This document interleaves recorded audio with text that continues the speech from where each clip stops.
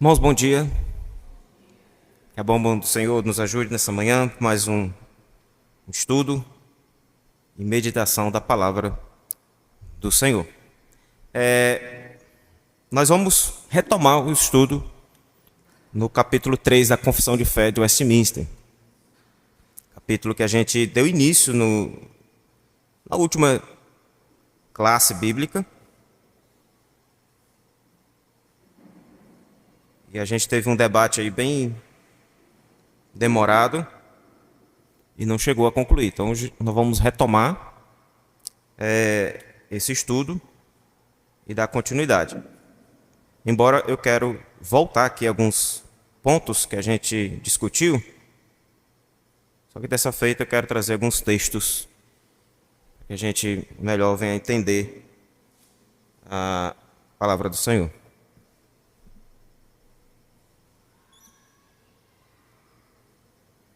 O capítulo 3 da Confissão de Fé, ele vai tratar dos decretos de Deus.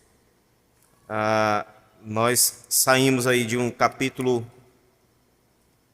importante, que fala sobre o fundamento pelo qual a igreja está alicerçada, que é as Escrituras, e a doutrina da existência de Deus, da sua criação e da Trindade. Elas estão declaradas aí nessa doutrina das Escrituras, das Sagradas Escrituras.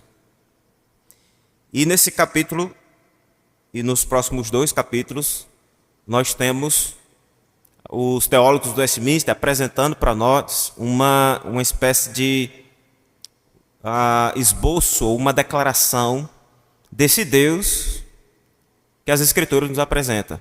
Como ele lida com a sua criação e como ele lida, ou como ele executa os seus propósitos. Por isso, o capítulo 3 inicia então falando dos decretos, do eterno decreto de Deus. Esse é o ponto que nós iremos discutir nessa manhã. Você pode abrir a sua Bíblia no Salmo 33, que é o texto que a gente usou. Embora nós vamos andar em outras passagens, muitas outras, para a gente meditar. O Salmo 33, verso 8 e o verso 9 diz assim, meus irmãos: Temam o Senhor toda a terra, temam-no todos os habitantes do mundo, pois ele falou e tudo se fez. Ele ordenou e tudo passou a existir. Nós temos uma importante declaração sendo feita nesse salmo, o salmista expressando para nós a autoridade desse Deus em executar as suas ordenanças, ou em dar as suas ordenanças e elas serem cumpridas, né? E um chamado para que diante desse Deus nós venhamos temer todos os habitantes do mundo. E isso inclui não só aqueles que depositam a sua fé, mas mesmo os ímpios, que inclusive dentro dessa matéria, eles também são instrumentos, ou são usados por Deus, mesmo na sua impiedade e nos seus maus intentos e práticas, né? Um exemplo disso, a gente tem estudado o livro de Êxodo, e o faraó do Egito é um exemplo clássico de quanto o Deus também faz uso dos maus, até mesmo para cumprir os seus intentos. Pois bem, qual é o propósito da nossa aula nesse tópico? Compreender que os decretos de Deus são os atos sábios, livres e santos do conselho de sua vontade, desde toda a eternidade, para a sua própria glória. Esse é o objetivo do nosso estudo nessa manhã. Se Deus assim nos permitir, que saiamos daqui tendo em mente essas verdades. Esses decretos de Deus, eles são alicerçados nesses pilares: atos sábios, livres e santos. E não pode ser diferente, porque Deus é assim. o onisciente, tem toda a sabedoria, é um Deus que tem toda a autoridade, é um Deus autônomo, ele age conforme o conselho da sua própria vontade, e ele é um ser santo. Toda a sua vontade e todo o seu ser, toda a matéria que é colocada em prática em relação aos seus intentos, também estão voltados nesse caráter de Deus que é santo. Veja, nós vamos ver nesses decretos,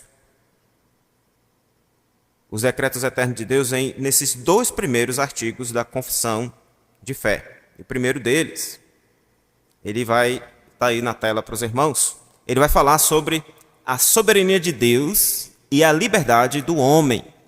E aqui nós nem andamos muito, né? Porque ficamos aí até onde Deus é soberano e até onde o homem tem um dever ou é responsável pelos seus atos, ou até onde Deus respeita isso, né?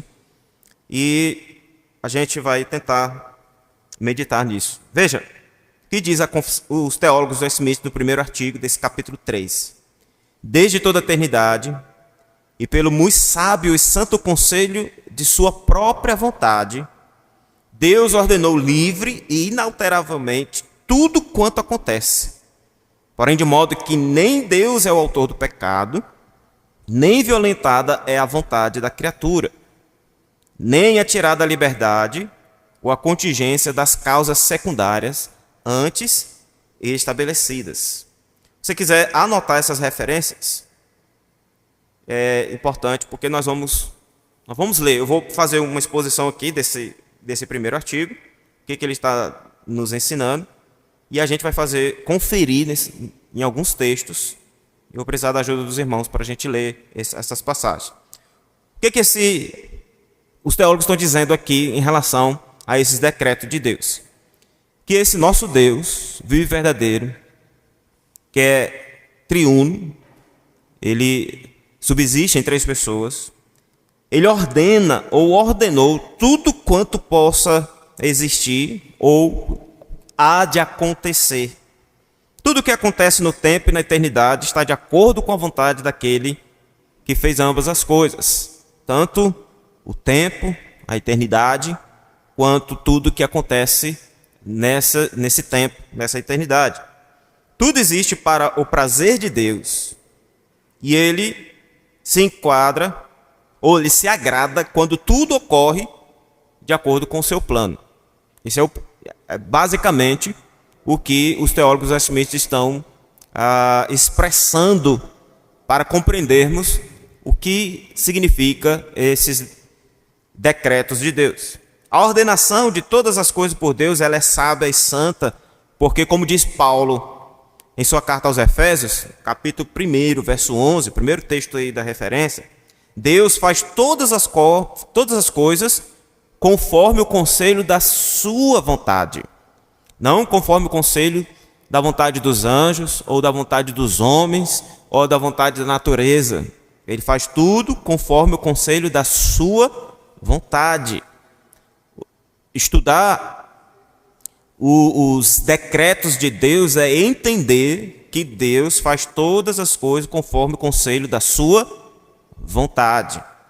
E Paulo também vai dizer em Romanos, capítulo 12, no versículo 2, que essa vontade de Deus, ela é boa, ela é agradável e ela é perfeita. Não podemos aplicar esse texto da vontade de Deus ser boa, agradável e perfeita, porque nós achamos alguma coisa, ou nós entendemos alguma coisa, e então Deus está obrigado a fazer de acordo com o que eu acho ou com o que eu penso. Um exemplo que rodou muito aqui na última aula foi o exemplo de Jonas, né? A gente discutiu bastante, e aqui nós não encaixamos aqui a vontade de Jonas nessas passagens, nesses textos. Porque Deus, por mais que ouça, por mais que veja o seu agir e o meu agir, e sabe como esse meu agir e o seu agir ele é, a vontade dele é que é boa, que é agradável e que é perfeita, e não a minha, não a sua.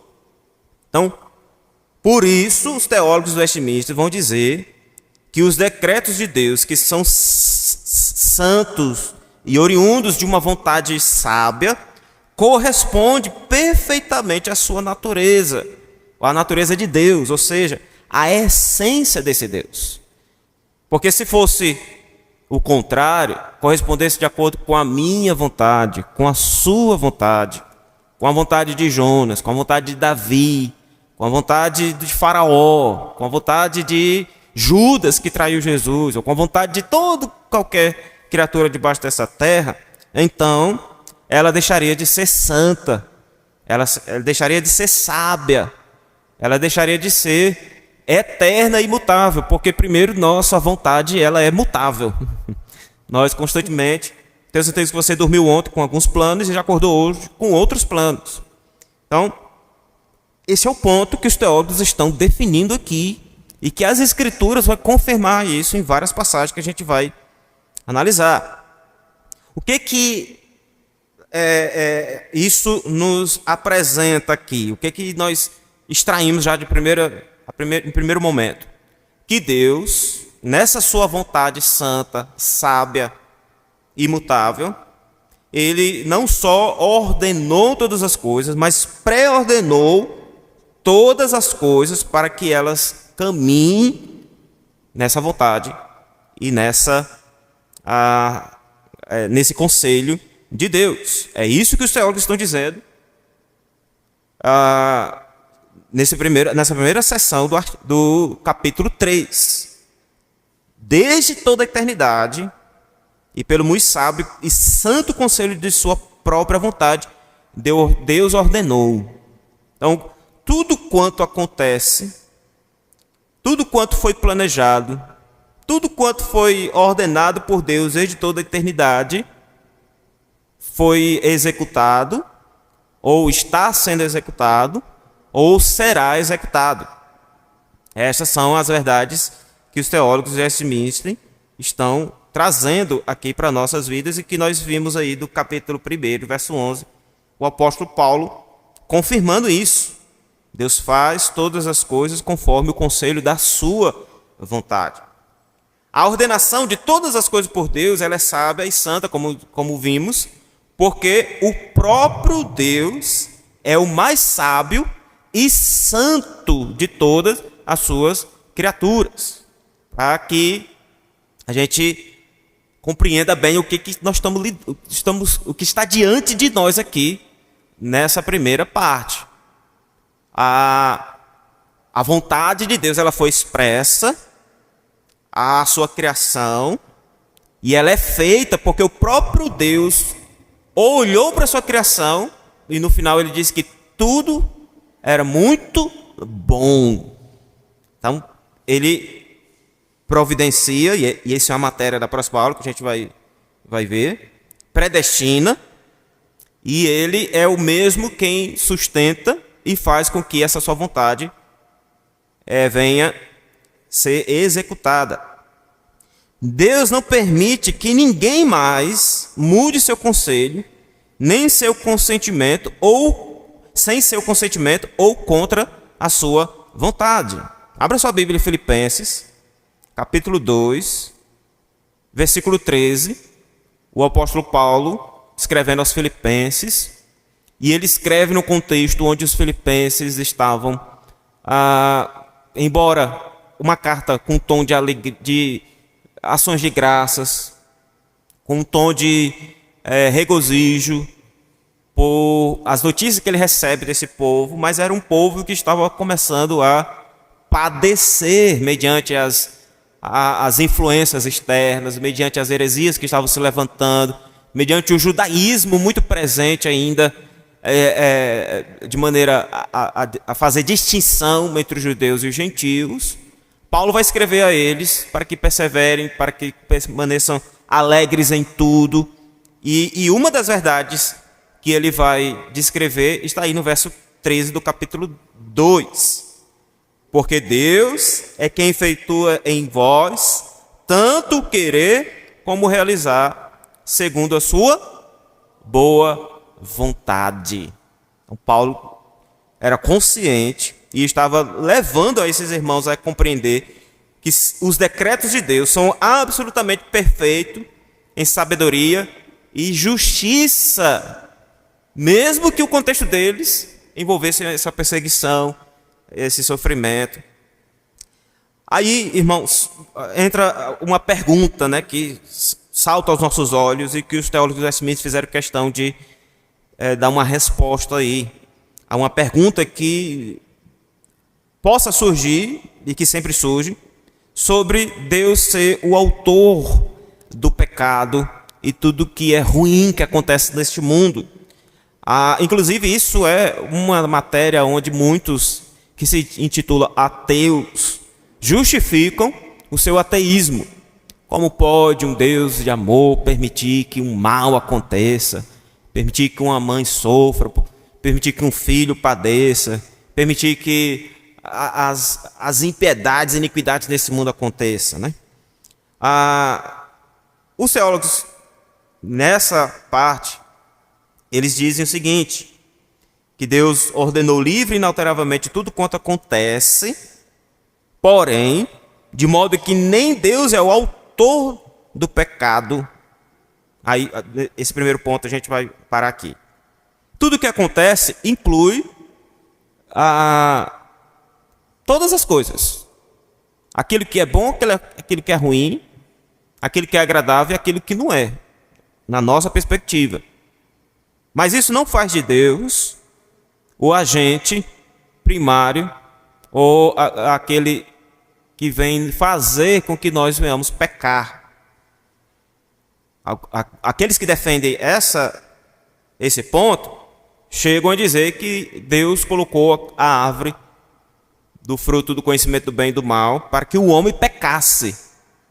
E essa não é a verdade e nem o propósito de Deus.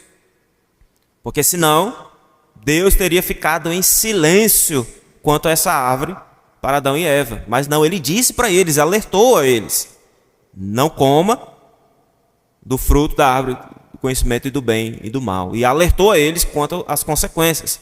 Porque do dia que dela comeres, certamente morrerás. Então Deus está fazendo duas coisas aqui. Ele está alertando na sua santa, sábia vontade a sua criação e ao mesmo tempo está colocando a responsabilidade deles ali naquele momento, na sua liberdade, no seu livre arbítrio. Diferente do que nós temos hoje, nós temos um arbítrio, mas não livre.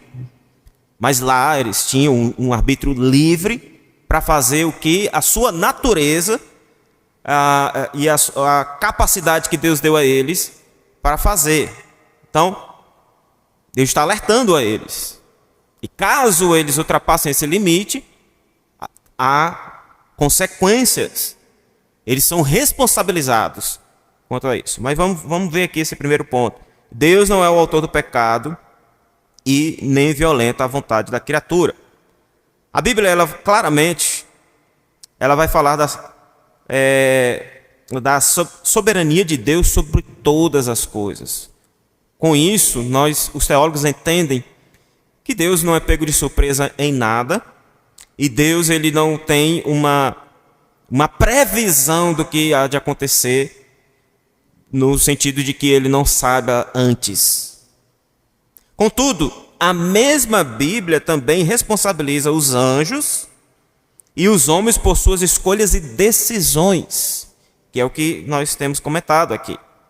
E apesar do fato desse homem, ou desse Deus, ter ordenado livre e inalteravelmente tudo quanto acontece, incluindo as calamidades, que é isso que o profeta Isaías, quando escreve no capítulo 45, verso 7, sobre Deus formar a luz e criar as trevas, fazer a paz e criar o mal, é nesse aspecto, mal de calamidades, mal de enfermidades, essa manifestação da natureza que por vezes destrói e faz estragos.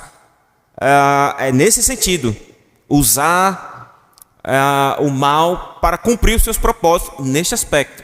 Não é o mal aqui de pecado, porque senão estaria contrariando a própria natureza de Deus, estaria contrariando até mesmo a sua essência, né?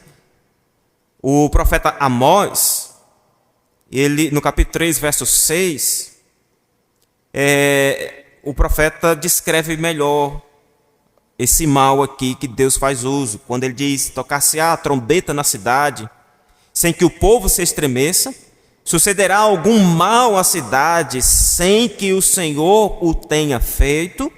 É nesse aspecto, quando Deus permite que o exército inimigo invada o povo de Israel, que os babilônios levem cativo, que um faraó reine, governe, escravize o povo. Todos esse tipo de mal que traz prejuízo, que traz certos desconfortos, é nesse aspecto que o Senhor faz uso. Ele não é a causa do pecado, como é da natureza caída do homem, que teve início na humanidade lá quando o arbítrio era livre, quando ele tinha liberdade para fazer o que o seu entendimento desse a oportunidade.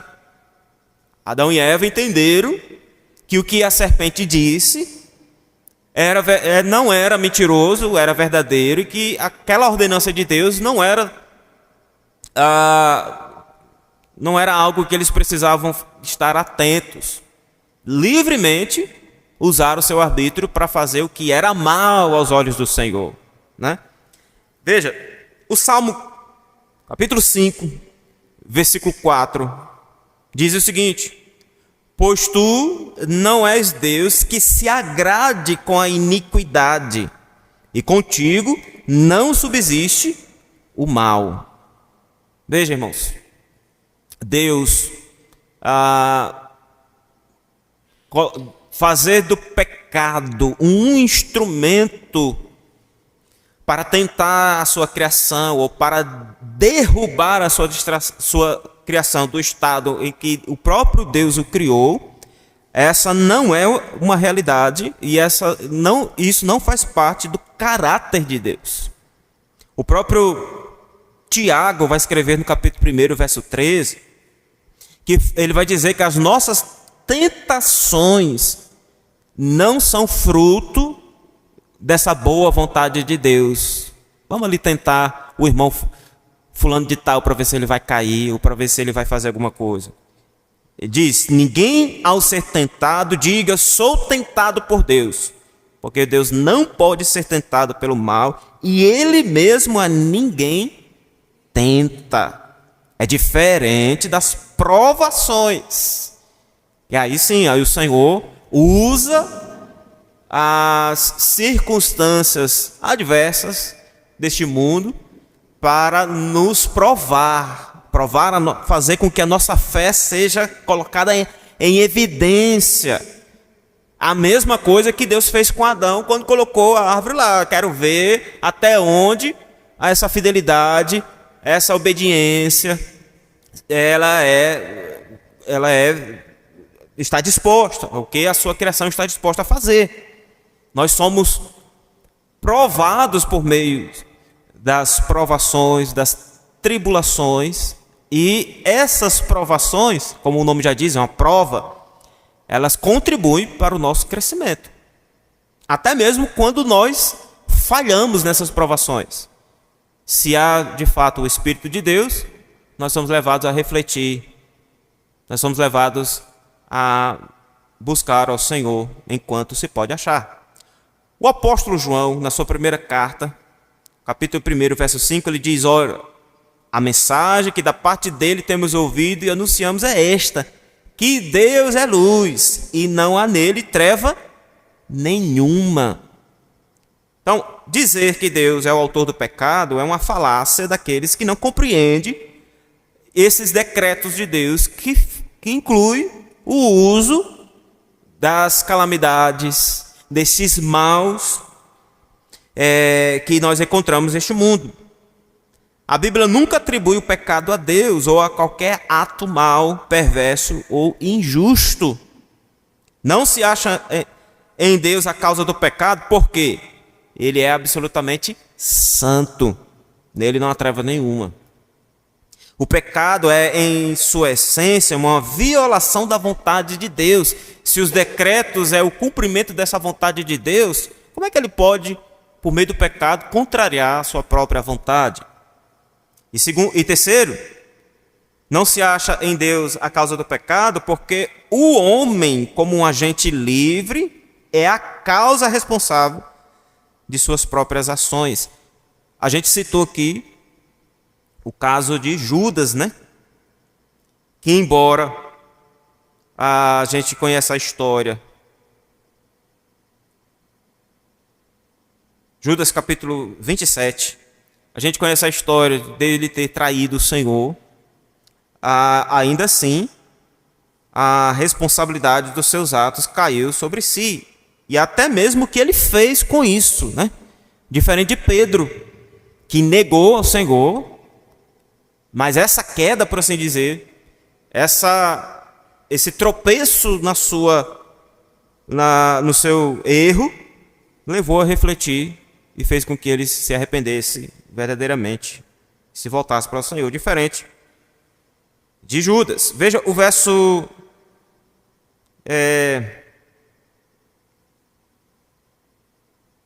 3. Então Judas, o que o traiu, vendo que Jesus fora condenado, tocado de remorso, devolveu as 30 moedas de prata aos principais sacerdotes, aos anciãos, dizendo: pequei, traindo sangue inocente. Eles, porém, responderam: que nos importa? Isso é contigo. Veja, até eles, Mateus 27, até eles me reconheceram: olha, tu é responsável pelas tuas ações. Então Judas, atirando para o santuário as moedas de prata, retirou-se e foi enforcar-se. O que ele fez com o seu pecado? Ele se afundou ainda mais. Ele se voltou ainda mais para a iniquidade que estava no seu coração. Então, embora ele, como um agente, era o responsável de trair o Senhor, foi, inclusive, na oração de Jesus, né? Nenhum se perdeu, exceto o filho da perdição.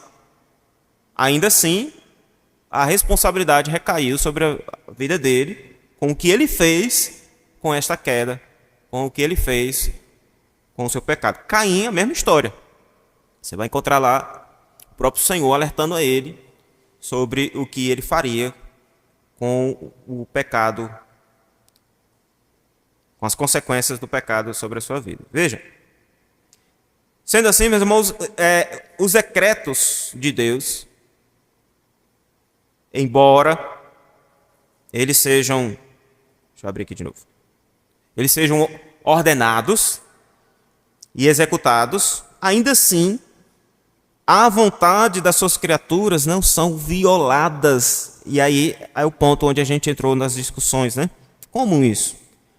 Os homens agem livremente conforme desejam, mesmo caídos em seus delitos e pecados, é claro, com uma influência dessa mancha que está na vida deles, ou no seu currículo, por onde quer que ele vai.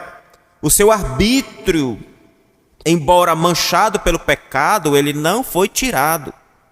O homem, ele vai aonde ele quer ir, ele veste a roupa que ele quer vestir, ele come a comida que ele quer comer, ele fala, é claro, de acordo com quem está cheio o seu coração, né?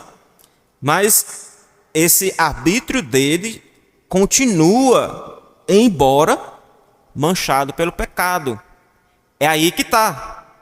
Por estar manchado pelo pecado, as ações de pensar, de falar, de agir, de se vestir, estão todas influenciadas pelo pecado.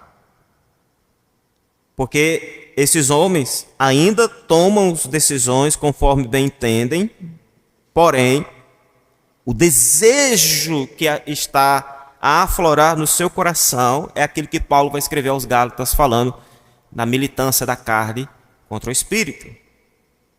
De uma maneira que nós não entendemos, até falamos aqui que chegar na glória, quem sabe, lá o Senhor vai nos fazer ligar os pontos, né? O máximo que a gente pode fazer nessa terra é o que o presbítero José Paulo falou na última aula, né? Descansar no Senhor, descansar nessa boa, perfeita e agradável vontade do Senhor. Porque de uma maneira que nós não entendemos, as pessoas decidem livremente fazer aquilo que Deus ordenou na eternidade. Os decretos de Deus, eles acontecem de tal maneira que até mesmo as nossas decisões, por mais que manchadas ali, por mais que falhas, por mais que levando aos tropeços, no final o Senhor está pronto e as suas ordenanças são executadas. Como entender isso? Como trazer isso para as nossas vidas de uma maneira que a gente fique descansado, né? Veja, vamos ver uns textos aqui. Mateus capítulo 18, verso 7. Abre aí, Mateus capítulo 18.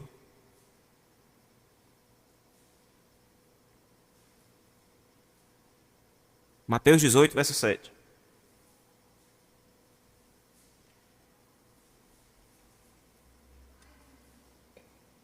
Vamos ler juntos?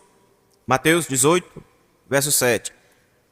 Ai do mundo por causa dos escândalos, porque é inevitável que venham escândalos. Mas ai do homem pelo qual vem. Como é que se explica isso aí, meus irmãos? O que ele está querendo dizer aqui? Jesus está mostrando. É inevitável que venham os escândalos. Se é inevitável, quer dizer que é algo que o próprio Deus está no controle. Tem que acontecer esses escândalos. Dentro dessa matéria, nós podemos dizer, eles foram decretados. Mas, por outro lado, ai do homem pelo qual vem o escândalo. Como entender isso? Ainda em Mateus, capítulo 17. Capítulo 17, verso 12. Diz: Eu, porém, vos declaro que Elias já veio e não reconheceram. Antes, fizeram com ele tudo quanto quiseram. Assim também o Filho do Homem há de padecer nas mãos deles. Mais uma vez, a mesma ideia está sendo declarada aqui. A comparação do que fizeram com Elias é dita com o que vai ser feito com Jesus. O Senhor Jesus vai padecer nas mãos dos homens. E aí Pedro vai escrever lá em Atos, capítulo 2, verso 23, que Jesus foi entregue pelo determinado desígnio e presciência de Deus nas mãos dos homens. Vós os matastes, crucificando por mãos de iníquos. Como? Jesus ia padecer nas mãos dos homens, mas Deus é quem fez isso, Deus é quem escreveu essa história, Deus é quem determinou que essas coisas acontecessem. A igreja também reconheceu isso junto com os apóstolos, no capítulo 4 de Atos, verso 27, verso 28. Porque verdadeiramente se ajuntaram nesta cidade contra o teu santo servo Jesus, a qual ungiste, Herodes e Pôncio Pilatos, com os gentios e gente de Israel, para fazerem tudo que a tua mão e o teu propósito pré-determinaram. O que eles estão mostrando aqui, irmãos?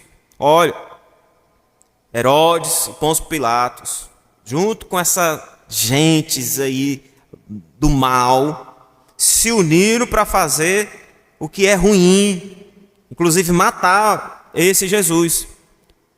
Mas eles fizeram tudo o que a mão do Senhor predeterminou, mediante o seu propósito. Estão vendo? Vontade de Deus, e ela sendo executada pelos homens no mundo, mas eles também sendo responsabilizados por isso, pelo mal que fizeram. Deus não... Aqui, o ponto é que Existe a vontade soberana de Deus sobre tudo o que acontece, inclusive quando os maus agem. Não é que Deus está provocando eles a realizar algo que vai contra a própria vontade de Deus. Mas Deus está usando esses maus para cumprir os seus propósitos. Um exemplo mais claro e mais direto é o próprio Faraó. No seu coração endurecido, de não responder às ordenanças de Deus ditas por Moisés, liberte o meu povo. Ele não quis libertar o povo. Ele aumentou as cargas do povo de Israel e fez com que eles procurassem a palha para fazer os tijolos. Agora, mais sofrimento, mais punições, mais maldade contra esse povo. Ainda assim, Deus diz para Moisés ir lá e diz para ele não vai deixar vocês saírem. E ele usa uma linguagem lá, né? Eu vou endurecer o coração deles, mas a ideia é eu vou manter o coração deles endurecido, como já está, para cumprir os seus propósitos. No final, a história já aconteceu, então a gente pode interpretar à luz do Novo Testamento. Paulo vai dizer que tudo isso aconteceu, inclusive José vai interpretar o mal que os irmãos deles fizeram como Deus cumprindo os seus propósitos. Esse mal me aconteceu para que o povo de Deus fosse preservado.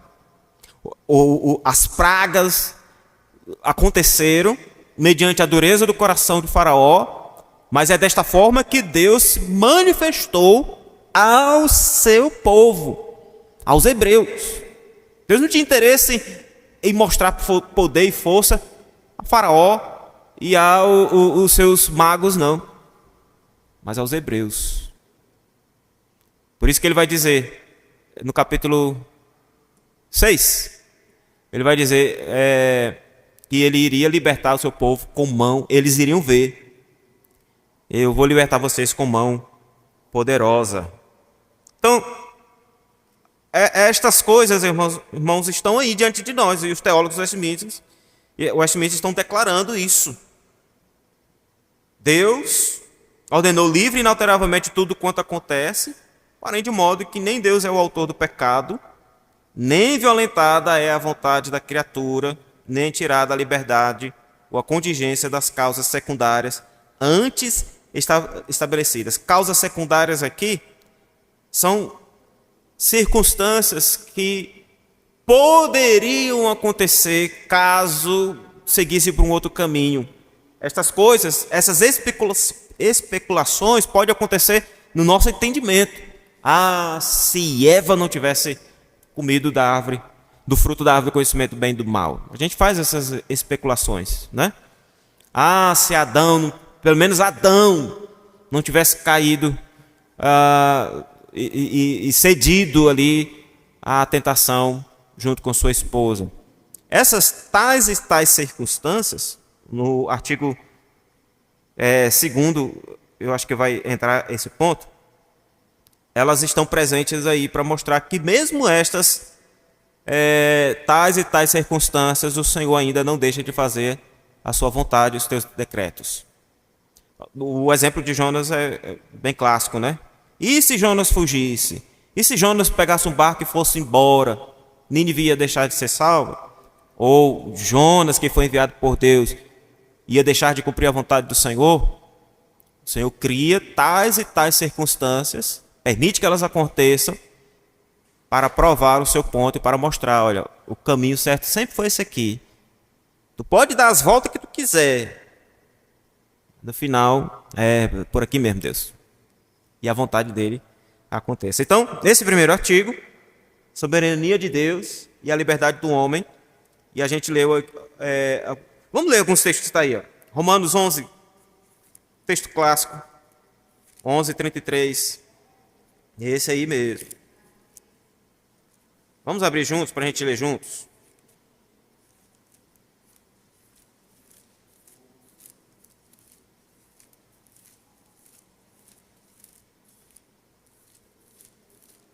Romanos 11:33.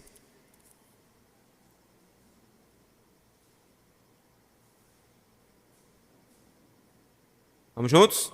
Ó profundidade da riqueza, tanto da sabedoria como do conhecimento de Deus. Quão insondáveis são os seus juízos e quão inescrutáveis os seus caminhos. Hebreus capítulo 6, verso 17. Vamos abrir.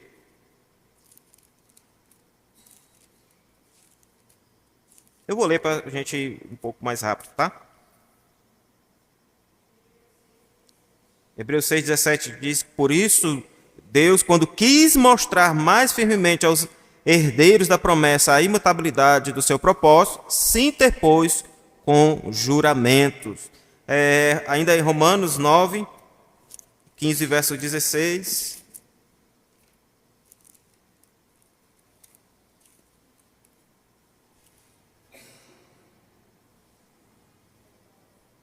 Assim, pois, não depende de quem quer ou de quem corre, mas de usar Deus a sua misericórdia. Olha, forte isso aí, né?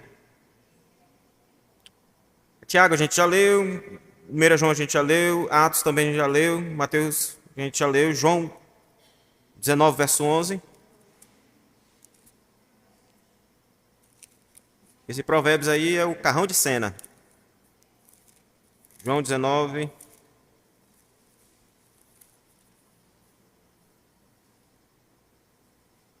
Respondeu Jesus: nenhuma autoridade teria sobre mim, se de cima não te fosse dada. Por isso, quem me entregou a ti,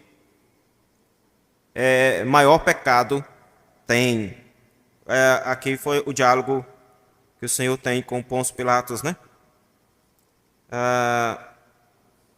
Verso 10, então Pilatos advertiu: não me respondes, não sabes que tenho autoridade para te soltar e autoridade para te crucificar? E ele responde: olha, não se preocupe não, que essa autoridade que tu está exercendo aí, quem deu a ti é que te colocou para realizar isso. A autoridade que você tem, ela é dada por Deus. Mas nenhuma autoridade teria sobre mim se de cima não te fosse dada. Deus te deu essa autoridade aí para que agora vocês, com uma autoridade, esteja sendo usada para a crucificação do Senhor, a condenação dele ali, né? Provérbios 16, 33.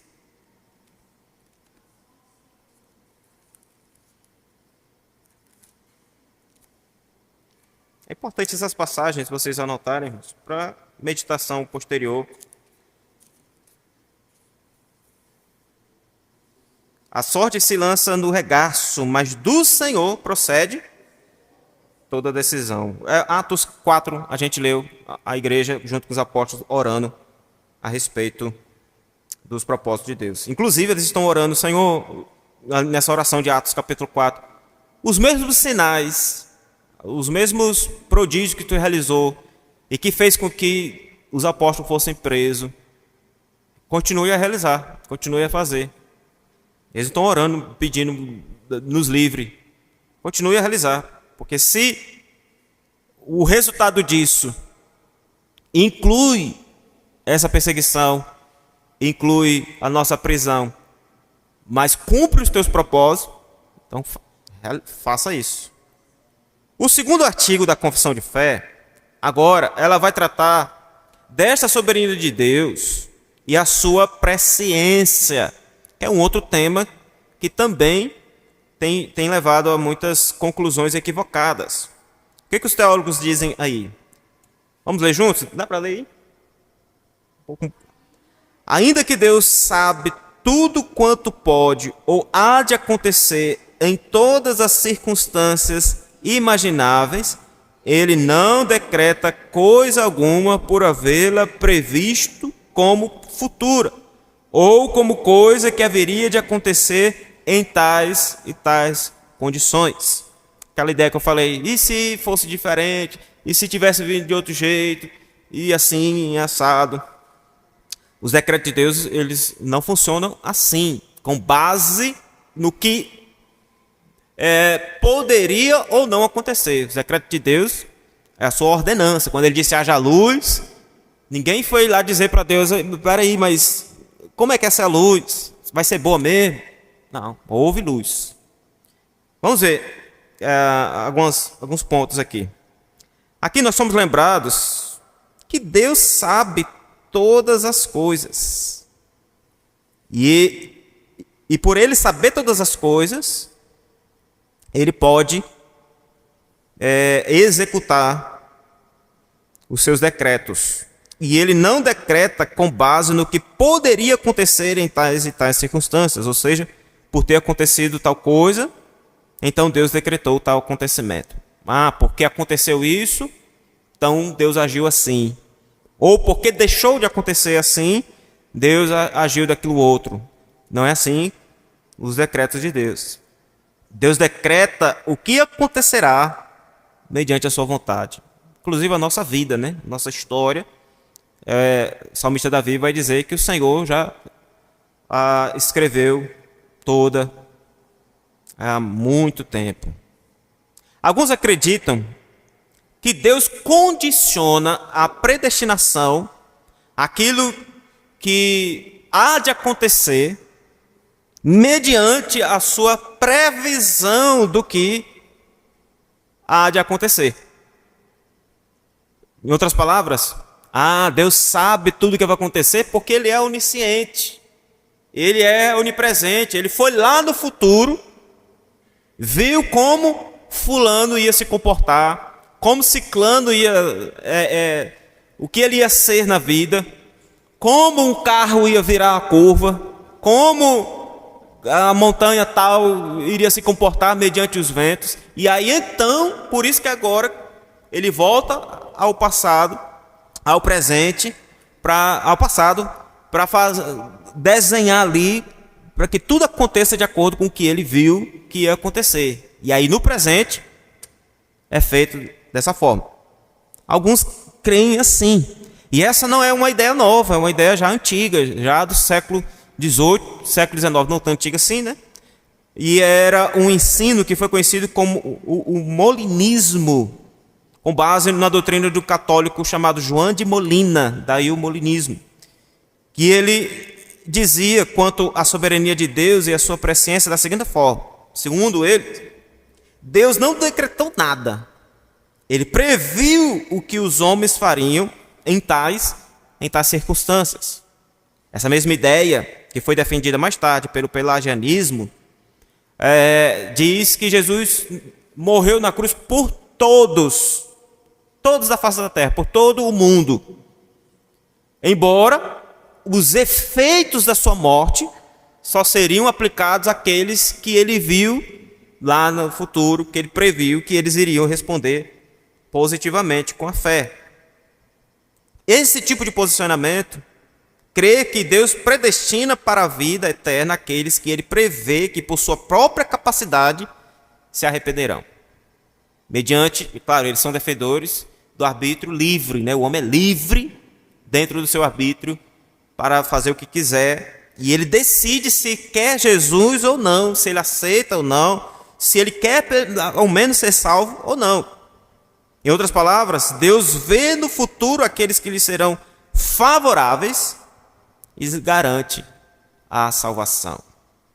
Há vários erros aqui nessa visão, há vários perigos até de dizer que Deus não é soberano, que a morte do seu filho foi ineficaz, porque o que garantiria, a única coisa, segundo essa visão, que garantiria o sucesso da morte de Jesus foi o futuro.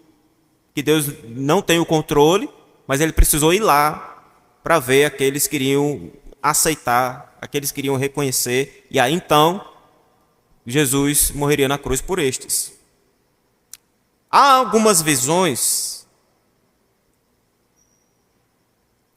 sobre a soberania de Deus e a decisão humana que são contrárias à compreensão bíblica e dentro dessa cosmovisão reformada, que andam nessa mesma linha. O pelagianismo é uma, pois crê que o homem pode decidir por si só a sua salvação. Nesse aspecto, ele tem o senso de que precisa ser salvo, que precisa ser liberto das amarras do pecado, e aí então Ele decide por si só, não há nenhuma ação soberana da parte de Deus que faça ele ter esse pensamento. O arminianismo também segue dessa mesma linha, mas eles defendem a ideia do monilismo, onde Deus predestina com base na sua presciência. Ele sabe quem serão os salvos e, portanto, Jesus Cristo vem por estes que vão, na sua vontade livre, responder positivamente ao chamado do Evangelho. E a teologia relacional, ela nega também a onisciência de Deus quando diz que o homem ele tem relações com Deus quando, onde e quando, como ele quiser. Essa teologia também fala que Deus ele está sempre com a sua criação, se envolvendo. A criação está sempre tendo os seus deuses e tendo a sua adoração. E por isso, alguns chegam a concluir que os vários caminhos que as divindades possam oferecer, ou as divindades, elas pode ser alcançada a sua salvação. Essas ideias, irmãos, contradiz a ideia das Escrituras. Porque o ensino da Bíblia diz que homem algum tem o poder de voltar-se a Deus por sua própria natureza. Ele se volta para Deus por meio de uma ação do próprio Deus, que o chama, o convoca, dá do seu espírito e leva ele a se voltar para Deus. Até porque Paulo diz que Deus deu vida, estando vós mortos em nossos delitos e pecados, né? Essa era a condição do homem. Jesus, ensinando aos discípulos, diz no capítulo 15, verso 24 de Lucas: porque este meu filho estava morto, na parábola lá do filho pródigo, e reviveu, estava perdido e foi achado. E é curioso que na parábola do filho pródigo, onde as ideias arminianas são apresentadas, o filho é que volta, né? O filho é que decide lá por ele só, na casa de meu pai, assim, assim, assado, e até os trabalhadores lá come bem, aí ele volta. Mas o Senhor mostra aqui, na resposta da parábola, que este meu filho estava morto e reviveu, estava perdido e foi achado. E começaram a regozijar-se. O próprio pai faz essa descrição. Romanos capítulo 1, verso 21 diz: porquanto, tendo conhecimento de Deus, não o glorificaram como Deus, nem lhe deram graças. Antes, se tornaram nulos em seus próprios raciocínios, obscurecendo-se-lhes o coração insensato. Essa natureza caída, mesmo sabendo da existência de Deus, por si só, eles não glorificaram a Deus, não invocaram o nome do Senhor. Deliberadamente, se mantiveram nas suas inclinações. Romanos também, capítulo 5, verso 6, diz: porque Cristo, quando nós ainda éramos fracos, morreu a seu tempo pelos ímpios. Não era quando nós ganhamos um fôlego e aí eu preciso de salvação, eu tenho que sair dessa vida, aí minha deixa, aí Deus, corre Jesus, corre que essa é a hora. E aí Jesus morreu na cruz e salvou. Não é essa a ideia. Essa doutrina também contradiz as Escrituras, porque o poder de se arrepender e crer é um dom de Deus, é dado por Deus à criatura caída. Efésios 2,8, nós sabemos bem que pela graça sois salvos mediante a fé. E isso não vem de vós, é dom de Deus. Não há no homem essa fé que leve a olhar para a obra de Cristo e dizer que é única e suficiente para a minha salvação. Paulo escreve a Timóteo, na sua segunda carta, capítulo 1, verso 9, dizendo que nos salvou e nos chamou com santa vocação, não segundo as nossas obras, mas conforme a sua própria determinação e graça que nos foi dada em Cristo Jesus, antes dos tempos eternos. Então, olha, Paulo escreve a Timóteo e é muito mais cirúrgico nessa doutrina. Não é pelas minhas obras, salvação não é pelas obras, muito claro, isso na Bíblia, não é pelas minhas obras, né, mas pelas obras de Cristo. Não é conforme a minha decisão, né? Faça a sua decisão por Cristo, né? Dê o seu primeiro passo, que Ele dá o segundo e o restante. Não é mediante a minha decisão, mas conforme a própria determinação e graça que nos foi dada em Cristo, antes dos tempos eternos. É claro, sou eu quem tenho que dizer ao Senhor, sim, Pai, eu creio, né? Por isso, essa doutrina contradiz a doutrina do pelagianismo, do arminianismo, do molinismo, porque lá diz que o homem, por si só, ele é capaz de fazer isso, sem uma provocação, sem uma ação soberana e espiritual da parte de Deus. O apóstolo João, capítulo 4, verso 10, replicou-lhe Jesus: se conheceras o dom de Deus e quem é o que te pede, dá-me de beber, tu lhe pedirias e eu te daria água viva. Está falando ali com a mulher samaritana. Se você conhecesse o dom de Deus, você seria capaz de reconhecer quem está pedindo água para você. É como você não tem, é por isso a cegueira. Então, se o homem é capaz de, por si só, encontrar o caminho de salvação, por si só, buscar a Deus, por si só dizer, eu aceitei Jesus, então não era necessário uma obra da graça de Deus em nos prover da fé suficiente. Deixa eu terminar o ponto aqui, meu irmão, porque se eu der para o senhor falar, aí vai se acabar aqui. A segunda carta de Paulo aos Coríntios, no capítulo 3, no verso 5, diz: não que por nós mesmos sejamos capazes de pensar alguma coisa, como se partisse de nós. Pelo contrário, a nossa suficiência vem de Deus. Outro texto, Lucas 16, capítulo 16, verso 30, verso 31. Vão anotando aí. Diz, mas ele insistiu, não. Aquela conversa clássica, né? Não, pai Abraão, se alguém dentre os mortos... Deixa eu abrir aqui, melhor aqui. Pronto, aqui, ó. Lucas, capítulo 16, aquela conversa clássica do rico e o mendigo, né? O verso 30 vai dizer: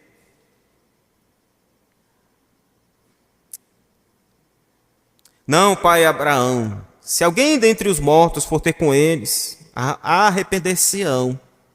Abraão, porém, lhes respondeu: se não ouvem a Moisés e aos profetas, tampouco se deixarão persuadir, ainda que ressuscite alguém dentre os mortos. Olha aqui, o que a passagem está mostrando aqui? Segundo o texto, a ideia é que alguém poderia avisar os vivos sobre a realidade do inferno e dizer: olha, saem dessa vida de vocês, porque senão vocês vão parar aqui no inferno.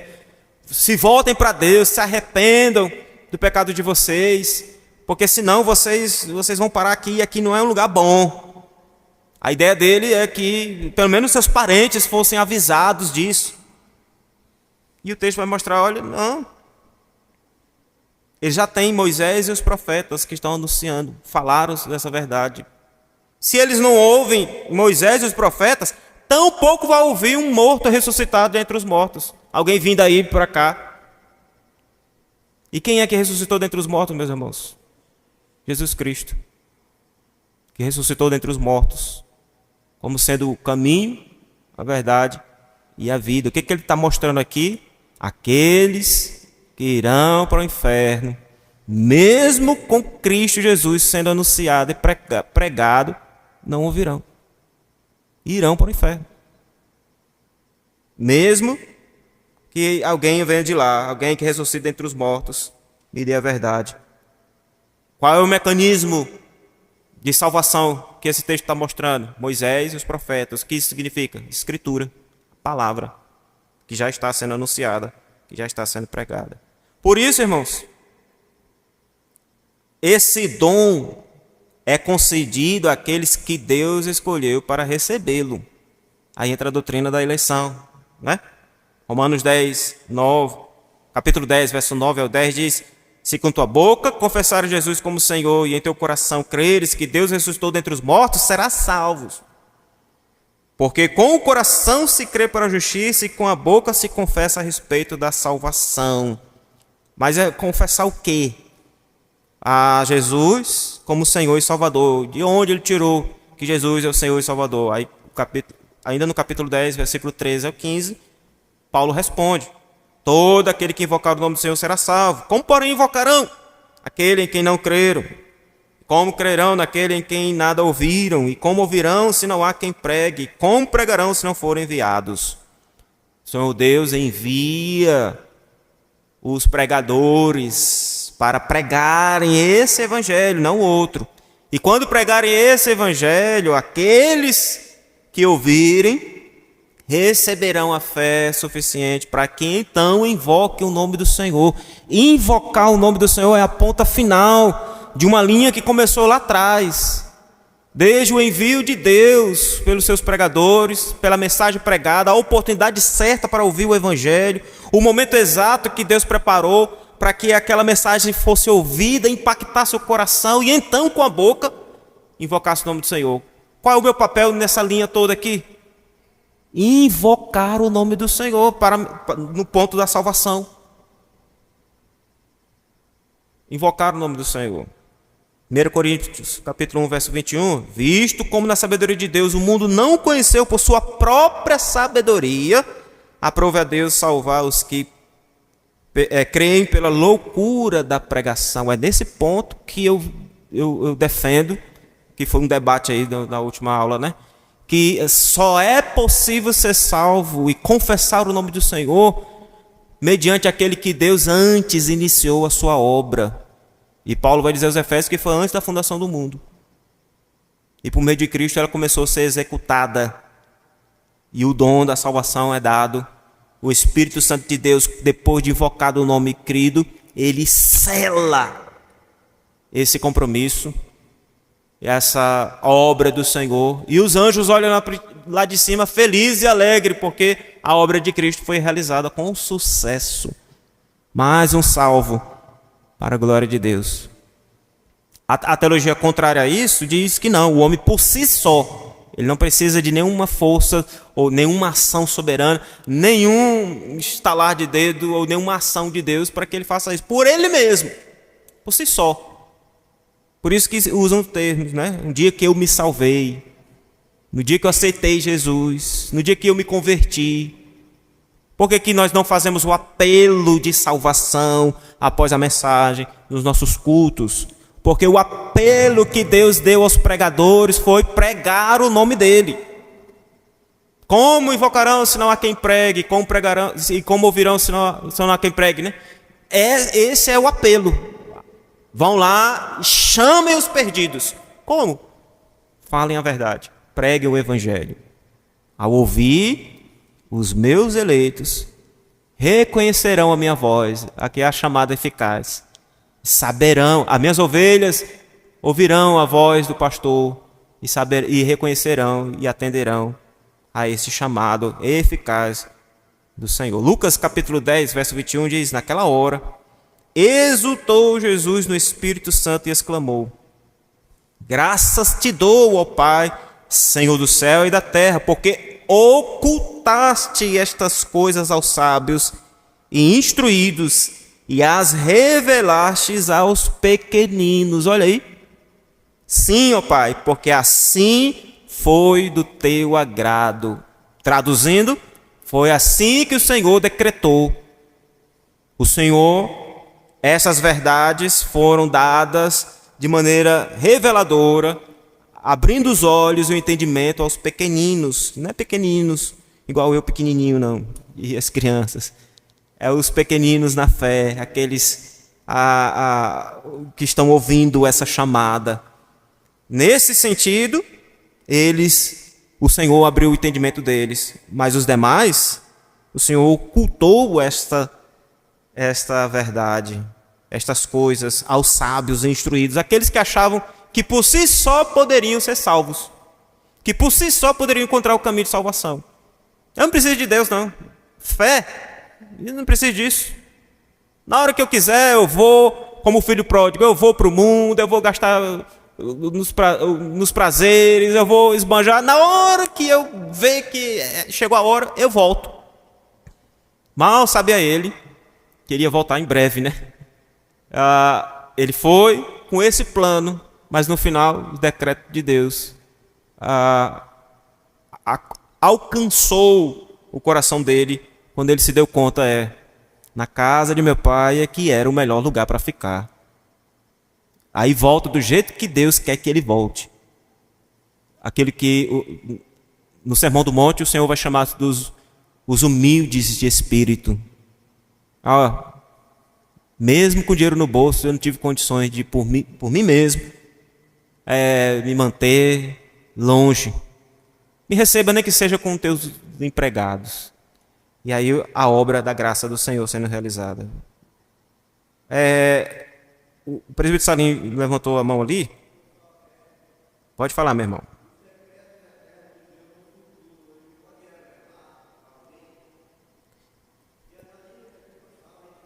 Sim. A pergunta do irmão é os decretos de Deus, aqueles que hão de acontecer, se ele pode revelar.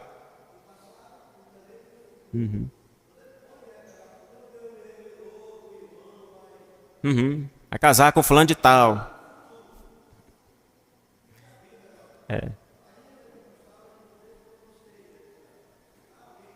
Sim. Nesse ponto, irmãos, no primeiro capítulo da confissão, quando fala das Sagradas Escrituras, os teólogos do Westminster e nós subscrevemos a confissão de fé, eles vão defender que a Bíblia é a revelação de Deus.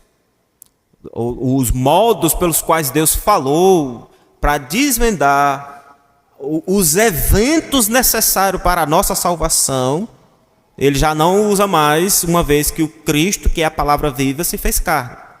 Os eventos relacionados à nossa salvação, aos propósitos de Deus neste aspecto, ele já revelou. Ele já deu, já inclusive cumpriu algumas etapas, né? Resta ainda essa segunda vinda do Senhor Jesus Cristo. Agora, ele, soberano que ele continua a realizar os seus intentos, continua a fazer. Nós não cremos em novas revelações neste aspecto. Agora, no que se trata de, como no exemplo que foi dado, né, Deus revelar com quem eu vou me casar, em nenhum momento o Senhor teve interesse de mostrar isso, de fazer isso. Pelo contrário, ele deu indícios na própria Bíblia, as Escrituras, e a gente volta de novo para a centralidade dela. Qual é um perfil ideal de um servo e de uma serva do Senhor, pelo qual eu devo me casar? Eu não preciso que Deus use o profeta fulano de tal, que é o exemplo que o irmão deu, que as igrejas utilizam. O Senhor está me mostrando que esse câncer aí que você está vai ser curado, ou isso, aquilo, outro. Estas coisas, elas não estou dizendo que Deus não possa realizar estes milagres, que Deus não possa executar algo extraordinário. Deus não está limitado às minhas convicções e à minha caixinha de até onde, Deus faz agora a lâmpada mágica, né? Faz até onde, não. Mas neste aspecto dos decretos de Deus para a sua criação, para a sua igreja, quanto à salvação, nós não cremos em novas revelações. E nesse sentido, Paulo até diz, mesmo que eu, ou até mesmo o anjo do céu, e trouxer um evangelho diferente daquele que vocês já receberam, que seja maldito. E maldito não é o evangelho, maldito é quem recebe. Anátema, seja maldito. E maldito aqui seja excluído, que seja afastado, que não tenha vínculo com ele, não tenha relação com o povo de Deus. Aí nesse aspecto, nós não cremos assim. O irmão Francisco levantou também, pode falar.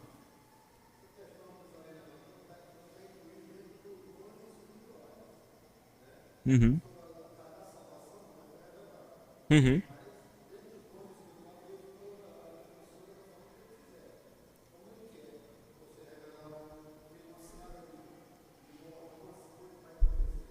Sim, sim.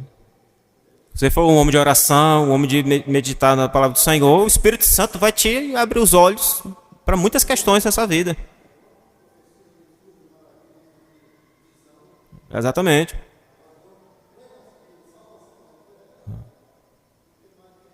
Esses negócios que a gente vê na internet aí, que o profeta revela até o CPF, não sei de quem. Isso aí são meninices da fé cristã que infelizmente existe. É muita meninice, muito paganismo. Mas a nossa natureza caída, ela tem essa característica, principalmente nós brasileiros, nós temos essa cultura do paganismo, do pragmatismo envolvido. E nós queremos ver coisas sendo feitas. E se a gente está envolvido nessas coisas, aí eu fiz 6 sextas-feiras na campanha, aí para Deus realizar, ou Deus revelar, Deus... Essas coisas, infelizmente, é fruto da nossa natureza caída. Mas como o irmão Francisco disse, o ponto para a nossa salvação, para o sustento da sua igreja, para como a igreja, como eu e você devemos nos comportar nesta vida, os teólogos westminster, por meio da confissão, dizem que as escrituras é suficiente. Não existe nada para ser acrescentado ou tirado. Irmã Dayana também? Levantou a mão? Sim.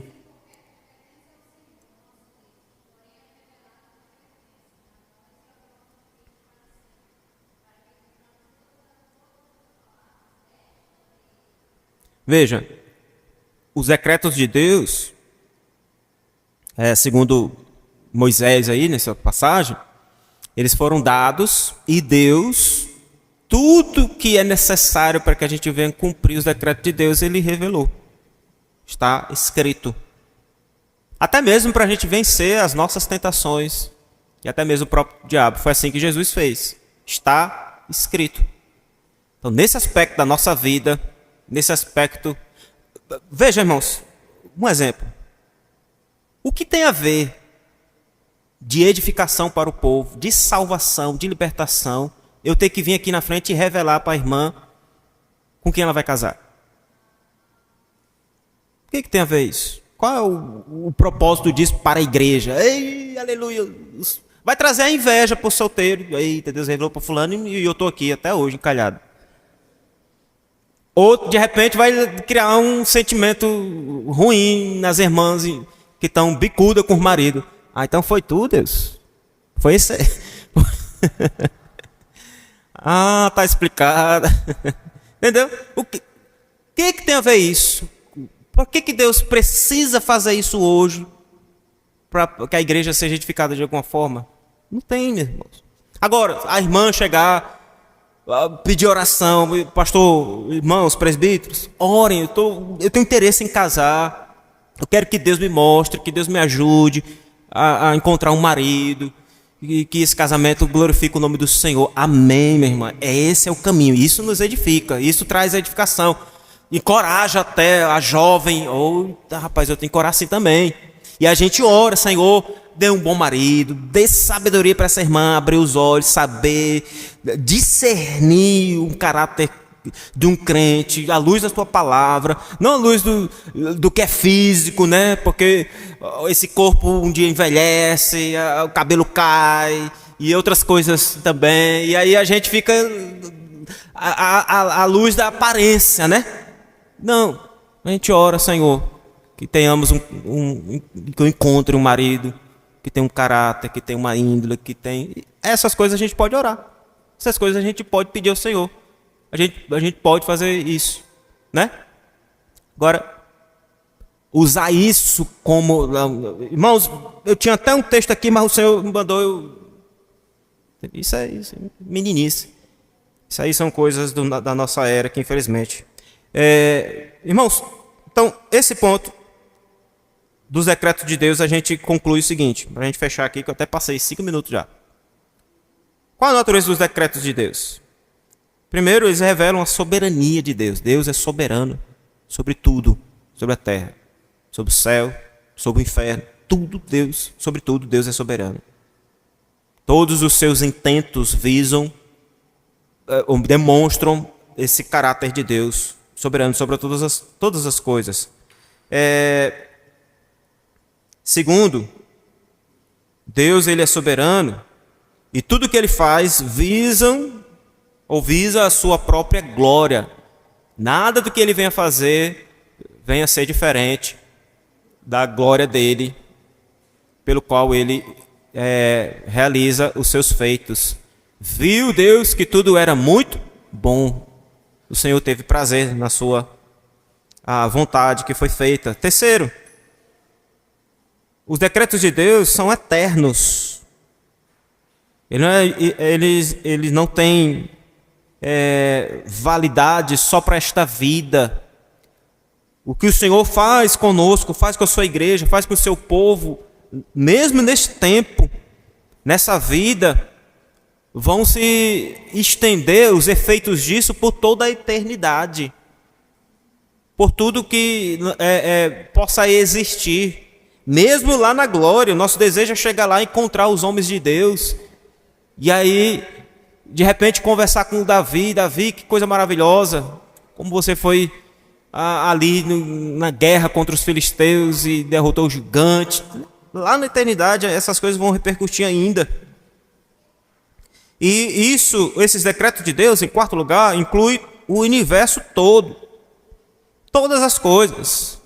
Não é só para a sua igreja, mas até mesmo quando Paulo vai dizer sobre o Espírito Santo gemer conosco, ali fala também da terra que aguarda a restauração de todas as coisas, geme também conosco. O universo inteiro está debaixo desses decretos de Deus.